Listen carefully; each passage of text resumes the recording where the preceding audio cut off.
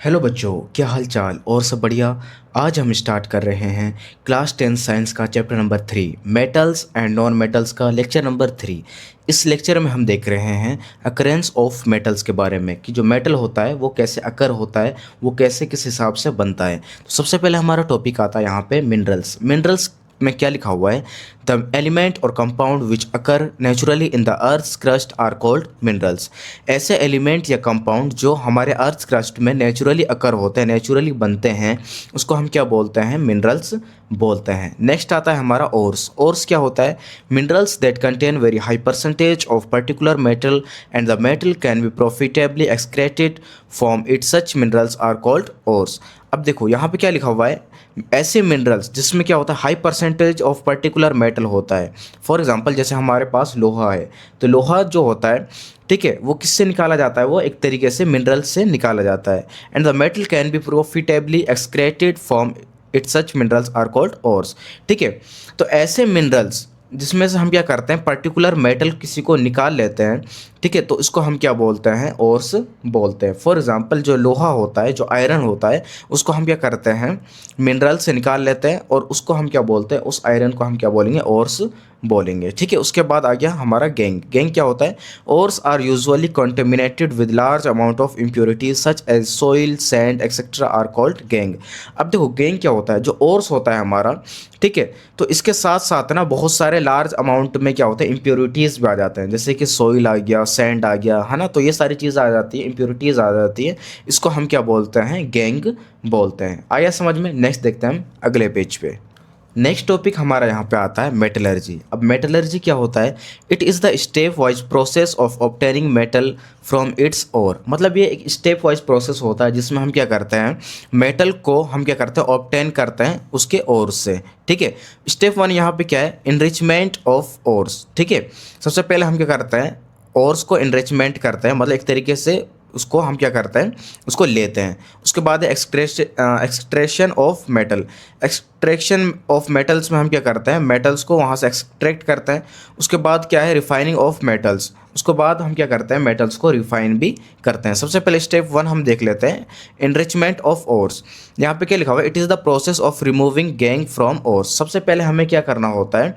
जो ओर्स है हमारा, उसमें से हमें गैंग को, जो इम्प्योरिटीज़ है, उसको हमें अलग करना होता है। इसके अलग अलग मेथड और टेक्निक होता है। यहाँ पे लिखा हुआ है मेथड्स एंड टेक्निक यूज्ड। इसके लिए अलग अलग मेथड और टेक्निक यूज़ होते हैं, जैसे कि यहाँ पे hydraulic washing, magnetic separation, froth flotation, chemical separation, या फिर इसको लीचिंग भी हम बोलते हैं। ठीक है, तो इसके बारे में आपको समझना नहीं है, बस आपको ये याद रखना है कि इसके अलग अलग मेथड्स और टेक्निक होते हैं और इनके ये नाम है। इसके बारे में डिटेल में आपको पढ़ने की ज़रूरत नहीं है। आया समझ में? अब नेक्स्ट देखते हैं हम अगले पेज पे। पहला प्रोसेस हमारा कंप्लीट हो गया। अब हम सेकंड प्रोसेस में देखते हैं, एक्सट्रैक्शन ऑफ मेटल्स। इसमें क्या लिखा हुआ है? Obtaining metals low in reactivity series. सबसे पहले एक्सट्रैक्शन ऑफ मेटल्स हम क्या करते हैं? जो हमारे रिएक्टिविटी सीरीज होता है, रिएक्टिविटी सीरीज जैसे कि हमारा सबसे हाई जो मेटल होता है, जो सबसे ज़्यादा रिएक्ट करता है, फिर उसके कम, फिर उससे कम, फिर उससे कम, फिर सबसे कम, है ना। तो इस हिसाब से जो हमारा रिएक्टिविटी सीरीज होता है, उसमें हम क्या करते हैं? सबसे कम जो लो रिएक्टिविटी सीरीज के जो मेटल्स होते हैं, सबसे पहले उसको हम क्या करते हैं? एक्सट्रैक्ट करते हैं। यहाँ पे क्या लिखा हुआ है? Metals low in reactivity series. यहाँ पे रिएक्टिविटी आएगा। Reactivity series are very unreactive. जो क्या होते हैं ऐसे मेटल्स, ठीक है, जो क्या करते हैं, जो हमारे रिएक्टिविटी सीरीज में सबसे नीचे नंबर पे आते हैं, उसको वो क्या होता है? बहुत ही कम रिएक्टिव होते हैं, जैसे कि सिल्वर और गोल्ड हो गया। ठीक है, उसके बाद क्या आ गया यहाँ पे? The oxides of these metals can be reduced to metals by heating alone. हमें क्या करना पड़ता है? हमें ऑक्साइड्स बनाना पड़ता है। ठीक है, हमें क्या करना पड़ता है? इन मेटल्स को हमें क्या करना पड़ता है? उसको अलग से हीट करना पड़ता है ताकि ये अलग हो जाएं उससे। सबसे पहले यहाँ पे हमें दे रखा है मरकरी फ्रॉम सिनाबार और। जो सिनाबार और होता है उसी से हम क्या बनाते हैं? मरकरी बनाते हैं। तो मरकरी किससे बनता है? सिनाबार और से बनता है। तो कैसे बनता है यहाँ पे हम देख लेते हैं। जैसे हमारा मरकरी सल्फाइड जो होता है, उसमें जब हम क्या करते हैं? ऑक्सीजन के साथ रिएक्ट कराते हैं, ठीक है, तो वो क्या बन जाता है? मरकरी ऑक्साइड बन जाता है। और यहाँ पे क्या बन जाएगा? सल्फर डाइऑक्साइड बन जाता है। फिर उसके बाद जो हमारा मरकरी ऑक्साइड जो है, ठीक है, जब इसको हम हीट करते हैं तो यहाँ पे क्या बन जाता है, मरकरी, और उसके बाद ऑक्सीजन अलग हो जाता है यहाँ पे, ठीक है। तो इस हिसाब से यहाँ पे हमारा मरकरी एक्सट्रैक्ट होता है। उसके बाद सेकंड है यहाँ पे हमारा copper from copper sulphate. Copper जो होता है वो कॉपर सल्फेट के ओर से यहाँ पे बनता है। कैसे बनता है, जो हमारा कॉपर सल्फेट है, जब हम ऑक्सीजन के साथ रिएक्ट कराते हैं तो यहाँ पे क्या बनता है, कॉपर ऑक्साइड, और यहाँ पे क्या बनता है, सल्फर डाइऑक्साइड। उसके बाद हम क्या करते हैं, जो कॉपर ऑक्साइड है हमारा, इसको हम क्या करते हैं, कॉपर सल्फेट के साथ जब हम रिएक्ट कराते हैं तो यहाँ पे क्या बनता है, कॉपर बनता है, और साथ में ऑक्सीजन जो होता है वो अलग हो जाता है। तो इस हिसाब से हमारा जो कॉपर होता है वो यहाँ पे अलग हो जाता है। नेक्स्ट देखते हैं हम अगले पेज पे। सेकेंड स्टेप में एक्सट्रैक्शन ऑफ मेटल्स में हम अब देखते हैं obtaining metals middle in the reactivity series.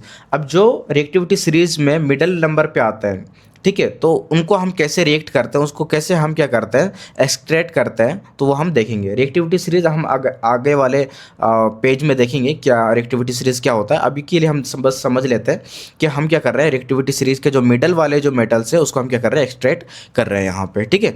First point क्या दे रखा है यहाँ पे, these metals usually present as sulphide और कार्बोनेट्स। ये जो मेटल होता है ये किस हिसाब से प्रेजेंट होता है, सल्फाइड और कार्बोनेट के फॉर्म में ये प्रेजेंट होते हैं। उसके बाद सेकंड का पॉइंट क्या दे रखा है, it is easier to obtain metal from their oxides. और इनको मतलब एक्सट्रैक्ट करना, ठीक है, इनको ऑब्टेन करना थोड़ा आसान होता है। क्यों, क्योंकि ये मतलब ज़्यादा रिएक्टिव नहीं होते हैं, ठीक है। उसके बाद क्या है यहाँ पे, extraction metals from sulphide ores. यहाँ पे सबसे पहले देखा आपको रोस्टिंग। रोस्टिंग क्या होता है, the sulphide ores are converted into metal oxides by heating strongly in presence of oxygen. सबसे पहले हम क्या करते हैं, जो सल्फाइड ओर्स है इसको हम क्या करते हैं, कन्वर्ट कर देते हैं मेटल ऑक्साइड में, कन्वर्ट कर देते हैं। किसके जरिए, हम इसको बहुत ही ज़्यादा तरीके से क्या करते हैं, हीट करते हैं ऑक्सीजन की प्रेजेंस में, ठीक है। तो सिंपल सी बात ये है, जो सल्फाइड ओर से इसको हम क्या करते हैं, मेटल ऑक्साइड में कन्वर्ट कर देते हैं, इसको हम हीट करके।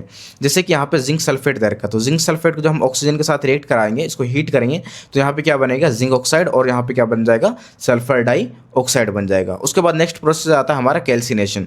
कैल्सिनेशन क्या होता है, the carbonate ores are changed into oxides by heating in absence या फिर लिमिटेड ऑक्सीजन। जैसे फॉर एग्जांपल यहाँ पे हमारा क्या है, कार्बोनेट ओर्स है, तो कार्बोनेट ओर्स जो होता है इसको हम किस में चेंज कर देते हैं, ऑक्साइड्स में चेंज कर देते हैं। किसके जरिए, हीटिंग के जरिए, ठीक है। लेकिन यहाँ पे क्या होता है, ऑक्सीजन या तो एब्सेंस होता है या फिर बहुत ही कम ऑक्सीजन यहाँ पे होता है कैल्सिनेशन प्रोसेस में। लेकिन रोस्टिंग प्रोसेस में यहाँ पे क्या होता है, ऑक्सीजन यहाँ पे बहुत ही ज़्यादा होता है, ठीक है। यहाँ पे कैल्सिनेशन का हम एग्जांपल देख लेते हैं, जैसे कि जिंक कार्बोनेट है, जिंक कार्बोनेट को जब हम क्या करते हैं, हीट करते हैं, है ना, एब्सेंस ऑफ ऑक्सीजन में, तो यहाँ पे क्या बनता है, यहाँ पे हमारा जिंक ऑक्साइड और कार्बन डाइऑक्साइड यहाँ पे बन जाता है। आया समझ में। नेक्स्ट देखते हैं अगले पेज पे। स्टेप 2 में एक्सट्रैक्शन ऑफ मेटल्स में अब हम देखते हैं obtaining metals top in the reactivity series. अब जो रिएक्टिविटी सीरीज में टॉप नंबर पे जो हमारे मेटल्स आते हैं, ठीक है, उसको हम कैसे ऑब्टेन करते हैं, ठीक है, और से। तो सबसे पहले पॉइंट क्या दे रखा है, these metals are highly reactive, these are not reduced with reducing agents. ये बहुत ही ज़्यादा रिएक्टिव मेटल्स होते हैं, ठीक है, और ये क्या होता है, ये आसानी से रिड्यूसिंग एजेंट से रिड्यूस्ड ये नहीं होते हैं। तो इनको क्या करना पड़ता है, यहाँ पे लिखा हुआ है, these metals are extracted by electrolytic reduction from their molten state. अब ये मेटल कैसे एक्सट्रैक्ट होते हैं, ये इलेक्ट्रोलाइटिक रिडक्शन प्रोसेस से ये अलग होते हैं, जो कि इनके मोल्टन स्टेट से इनको क्या कर देता है, ये अलग कर देता है। फॉर एग्जाम्पल जैसे यहाँ पे क्या दे रखा है आपको, यहाँ पे जैसे सोडियम दे रखा है, ठीक है, सॉरी, यहाँ पे आपको एक सॉल्यूशन दे रखा है, और सॉल्यूशन में यहाँ पे आपको क्या लगा रखा है, एक रोड लगा रखा है, 2 रोड, और यहाँ पे एक बैटरी लगा रखा है, ठीक है। तो अब बैटरी जो है, अब ये जो बैटरी है इसको कैथोड से जोड़ रखा है, ठीक है, ये वाला पॉइंट, और ये वाला किससे जोड़ रखा है, ये एनोड से जोड़ रखा है। कैथोड पे नेगेटिव साइन है और एनोड पे पॉजिटिव चार्ज है, ठीक है। तो जब इसमें क्या होगा, यहाँ पे इलेक्ट्रोलाइटिक रिडक्शन प्रोसेस होगा, तो यहाँ पे जो सोडियम होगा ये किसके साथ मिल जाएगा, ये पॉजिटिव रोड के साथ मिल जाएगा, कैथोड के साथ मतलब रिएक्ट हो जाएगा, ये है ना, चिपक जाएगा इसके साथ। और जो हमारा क्लोरीन होगा ये किसके साथ चिपक जाएगा, ये एनोड के साथ चिपक जाएगा, जो हमारा पॉजिटिव चार्ज होता है, ठीक है। आया समझ में।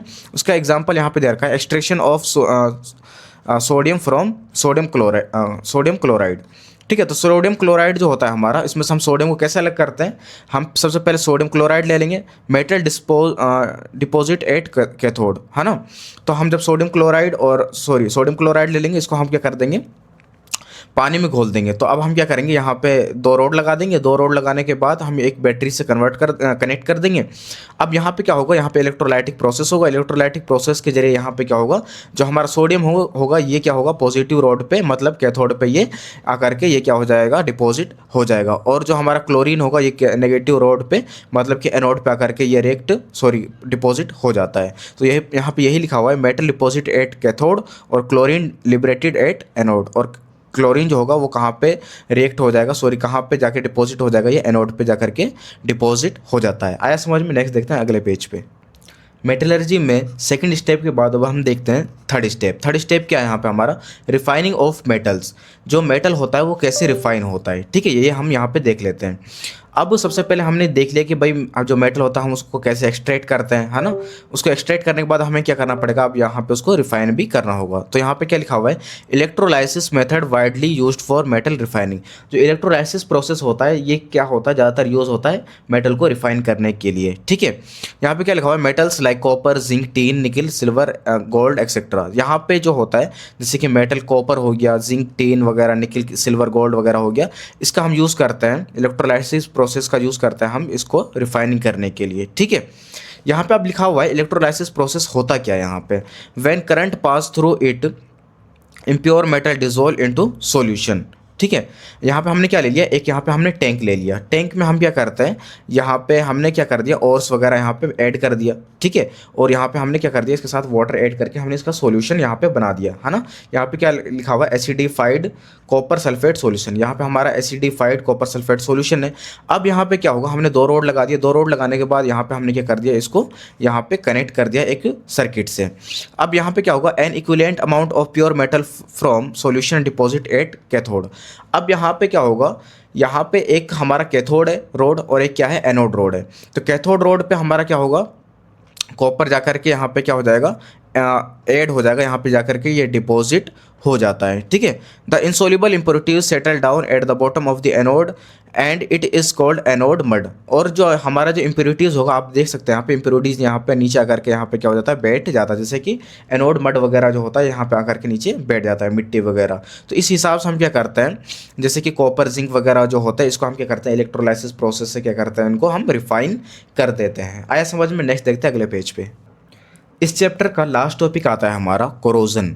कोरोजन क्या होता है, ठीक है। यहाँ पे लिखा हुआ है the surface of some metals corroded when they are exposed to moist air for a long time. This is called corrosion. देखो यहाँ पे क्या बता रहे हैं कि जो हमारा मेटल्स होता है, कुछ मेटल्स जो होता है हमारा, उनका जो सरफेस होता है वो कोरोड हो जाता है। कोरोड मतलब होता है एक तरीके से उसके ऊपर जंग लग जाती है, ठीक है, जंग लग जाती है। When they are expose to moist air, है ना। जब क्या होता है, जो हमारा जो मेटल होता है वो मॉइस्ट एयर में, नमी जो हवा की नमी के अंदर जब वो आता है बहुत लंबे टाइम तक, तो उसके अंदर क्या होता है, मतलब कोरोड हो जाता है, वो उसके ऊपर जंग लग जाती है, तो उसको हम कोरोजन बोलते हैं। जैसे कि यहाँ पे देखा आपको, silver become black when expose to air. जो हमारा सिल्वर होता है, चांदी जो होता है, उसको अगर हम हवा में बहुत लंबे समय तक रख दें, ठीक है, तो मॉइस्ट एयर के संपर्क में आने पर वो क्या हो जाता है, उसके ऊपर ब्लैक लेयर चढ़ जाती है। जिसके बाद हम क्या करते हैं, उसको फिर हम सुनार के पास ले जाते हैं और उसको हम क्या करते हैं, उसको सफाई करवाते हैं, साफ़ करवाते हैं। उसके बाद है हमारा copper react with moist carbon dioxide and form a green coat of copper carbonate. हमारा जो कॉपर होता है वो क्या होता है, मोइस्ट कार्बन डाइऑक्साइड के साथ रिएक्ट करता है। जो हमारा जो कार्बन डाइऑक्साइड का नमी फॉर्म होता है, ठीक है, मोइस्ट फॉर्म होता है, उसके साथ रिएक्ट करने के बाद ये क्या करता है, ये ग्रीन कोट बना देता है, उसके ऊपर एक ग्रीन परत चढ़ा देता है और ये क्या बन जाता है, कॉपर कार्बोनेट बन जाता है। उसके बाद यहाँ पे आता है आयरन।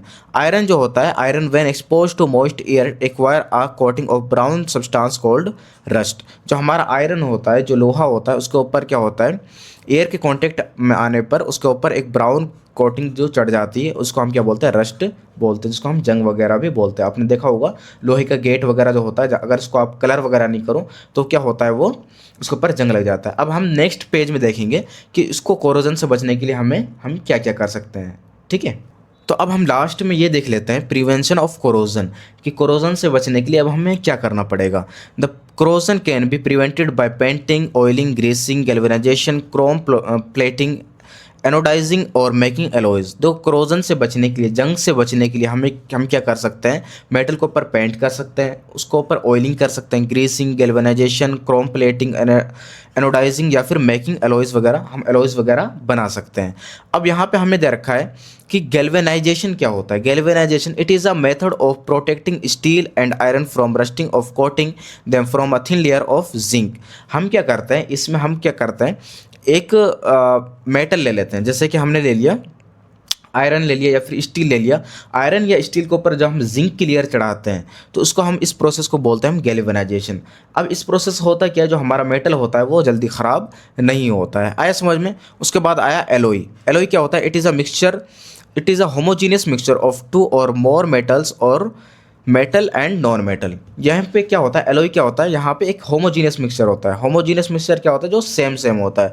तो यहाँ पे हम क्या करते हैं, दो या दो से ज़्यादा हम क्या करते हैं, मेटल को आपस में क्या करते हैं, हम रिएक्ट करा देते हैं, या फिर मेटल और नॉन मेटल को हम मिला करके यहाँ पे हम एलोई बना देते हैं, और ये जल्दी ख़राब नहीं होता, इसके ऊपर जंग नहीं लगता है। जैसे कि आयरन, आयरन को जो हम क्या करते हैं, आयरन और कॉपर, सॉरी आयरन जो होता है इसके ऊपर हम एक परत चढ़ा देते हैं, आयरन और कार्बन का परत चढ़ा करके, तो जल्दी यह ख़राब नहीं होता है। उसके बाद हमारा स्टील।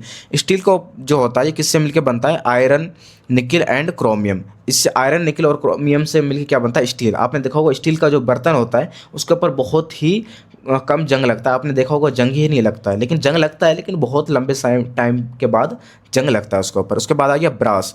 ब्रास जो होता है कॉपर और जिंक से मिलकर के बना होता है, ठीक है, इसके ऊपर भी जल्दी जंग नहीं लगता। उसके बाद है ब्रोंज। ब्रोंज जो होता है ये कॉपर और टीन से मिलकर बना होता है।